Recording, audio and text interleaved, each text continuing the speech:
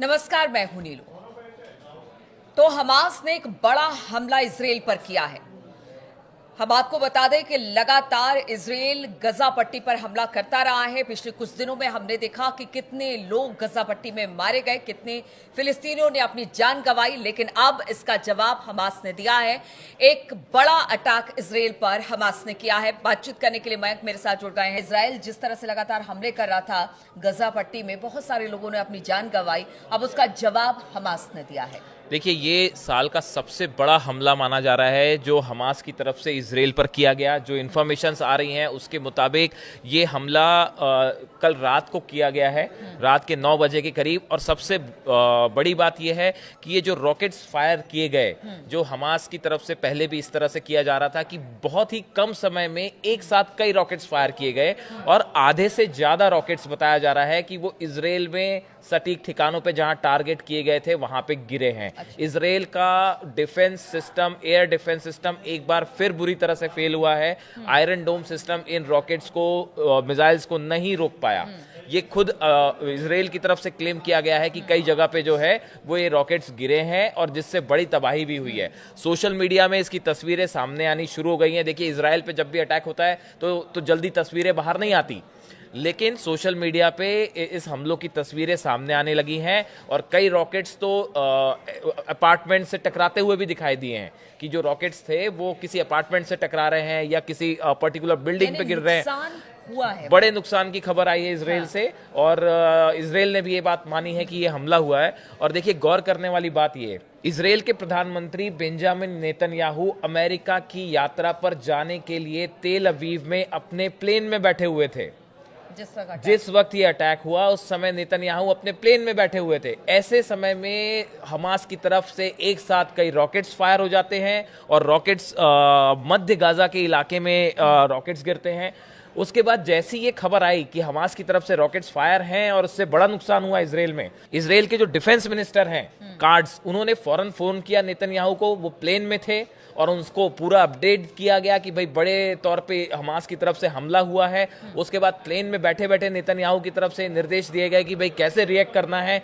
इसकी social media में बहुत ज्यादा चर्चा हो रही है। देखिए, कहा जा रहा है कि इजराइल के प्रधानमंत्री जो है नेतन्याहू अब ट्रंप से मिलने के बाद ये तय करेंगे कि अब गाजा का क्या किया जाए, अगला गाजा में क्या कदम होगा इजराइल का। लेकिन उसके बीच हमास का ये बड़ा हमला एक प्रकार से बहुत बड़ा मैसेज देता है कि भाई आप हमको कमजोर ना समझें और हम गजा खाली नहीं करेंगे और आखिरी सांस तक लड़ाई करेंगे, चाहे आप कितने ज्यादा शक्तिशाली क्यों ना हो। और देखिए, ये जो हमले हुए हैं ये मध्य गाजा के दीर अल बलाह जो इलाका है वहां से अश्कलोन और अशदोद, ये जो 3 इलाके हैं, खासकर अश्कलोन पे जिसकी इमेजेस सामने आई हैं हमले की, जो एक बिल्डिंग पे रॉकेट्स टकराते हुए दिखाई दे रहे हैं, ये अश्कलोन इलाके के हैं। देखिए, इस हमले से 2-3 चीजें जो हैं वो सामने आई हैं।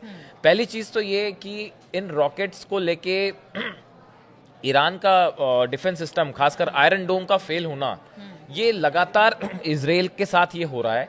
पिछले काफी समय से इजराइल के ऊपर जो हमले हुए हैं उनको रोकने में हम देख रहे हैं कहीं ना कहीं इजराइल का डिफेंस सिस्टम नाकाम हो रहा हो, चाहे वो आयरन डोम सिस्टम क्यों ना हो। और अब थार्ड सिस्टम भी, जो हमने अपने पिछले वीडियो में चर्चा की कि अमेरिका की तरफ से थार्ड सिस्टम की सेकंड जो सप्लाई है वो इजराइल आ गई है, कर दी गई है। लेकिन आप देखिए कि अगर किसी तरह का युद्ध आगे होता है ईरान के साथ, तो उस वॉरफेयर में इजराइल की सुरक्षा के लिए डिफेंस सिस्टम बड़ा जरूरी था, एयर डिफेंस सिस्टम।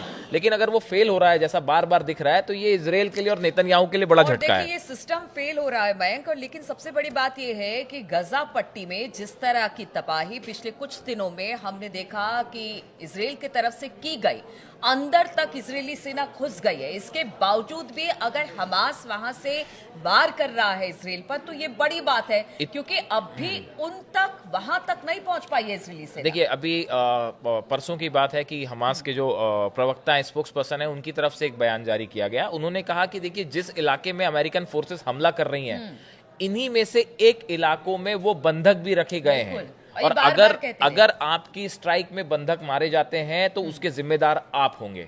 ये हमास की तरफ से साफ साफ कह दिया गया है कि आप लगातार स्ट्राइक कर रहे हैं, एयर स्ट्राइक हो रही है, ड्रोन स्ट्राइक हो रही है, मिसाइल स्ट्राइक्स हो रही हैं, और आपकी किसी मिसाइल अगर या एयर स्ट्राइक में अगर बंधकों को हमने जहां रखा है वहां पे स्ट्राइक हो जाती है और वो मारे जाते हैं तो जिम्मेदार आप।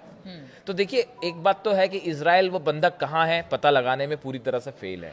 उसके बाद आपने ठीक कहा कि इतने हमलों के बाद भी जो अल कासिम ब्रिगेड है, हमास का जो यूनिट है, इसके पास देखिए ईरान की तरफ से भी इसमें कोई दो मत नहीं है कि ईरान की तरफ से भी जो है वो हथियार सप्लाई हो रहे हैं। भले अभी वो चैनल कुछ समय के लिए बाधित रहा, लेकिन इसका मतलब ये नहीं है कि हमास के हथियार खत्म हो गए हैं या उसके पास सप्लाई रुक गई है पूरी तौर पे। तो ये जो अटैक है, इससे दो तीन संदेश बड़े साफ हैं कि हमास की तरफ से कि हम झुकने वाले नहीं हैं। आप अमेरिका जाके चाहे कोई डील कराइए, अगर आप चाहते हैं कि फिलिस्तीनी खाली कर देंगे गजा को, तो ऐसा नहीं होने वाला।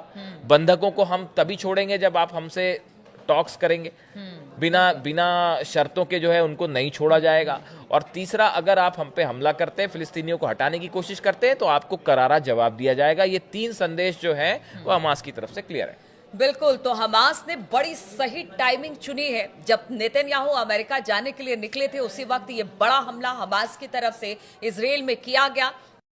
फिलिस्तीनी जो है वो अपनी धरती नहीं छोड़कर जाएंगे, वो वहीं पर रहेंगे और इसके लिए चाहे उन्हें साम दाम दंड भेद किसी भी तरह से अगर कार्रवाई करनी पड़ेगी, चाहे वो अमेरिका के खिलाफ या फिर इजराइल के खिलाफ, वो करेंगे। चलिए, इस खबर पर लगातार हमारी नजर बनी रहेगी। आप बने रहिए हमारे साथ।